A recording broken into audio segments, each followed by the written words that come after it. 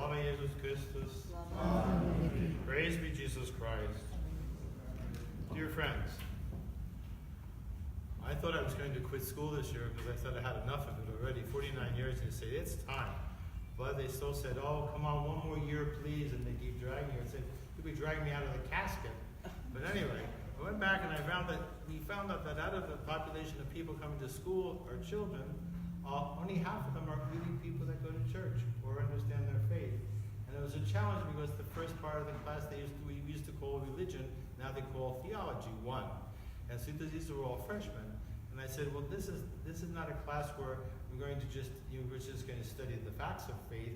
But you got to look at your life. So one of the first questions is, how is it possible to believe in Lord? Is it reasonable to be a believer in the world today? And that's a question that they have to answer. That's a question we have to answer too. Is it reasonable? Because God gives us gifts, not only of the head but of the heart. Reason doesn't just exist in your mind. It has to be something that comes from our heart. I remember I learned my faith from grandparents too, not only parents and grandparents. These poor kids don't have that anymore. Grandparents don't live at home with them. Like grandparents live far away, someplace else. And their faith is something that they say, well, we're totally supposed to believe in Jesus. And they always think they're going to get good mark if they write a paper and throw lots of words in like Trinity, Jesus, God. And I go, no, what does it mean to you? So the question today is, what makes something credible? Is it a philosophical argument that makes it credible? Some people think it's that. Or intellectual, or persuasive words, or clever speech. No, it's not that at all.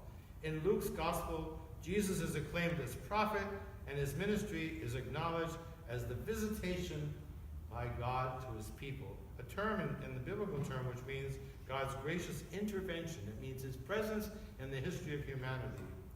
And because of his deep compassion for the widow who was mourning the death of her only son, he reveals the face of God. Isn't that something we all talk about? One day we shall see the face of God and find happiness and peace.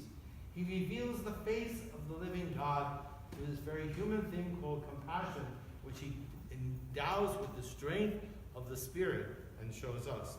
How often we say that, the face of God, our happiness. St. Paul defends his ministry in the first reading we have. He defends his ministry saying his gospel is something that he preaches. It's not from any human. It is because it comes from Jesus Christ.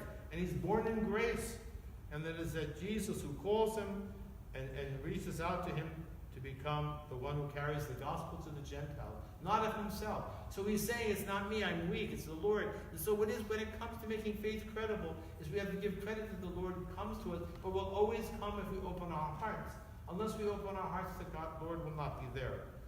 For all that is said, finally, what really matters in our life is that Christ's gospel and his church be credible witnesses of the good news that God has visited his people, revealed his face through us, for whom Christ's face is not a mere belief in religion or a matter of religion, but a faithful way of living, and to be both prophetic and compassionate at the same time takes a tremendous amount of grace.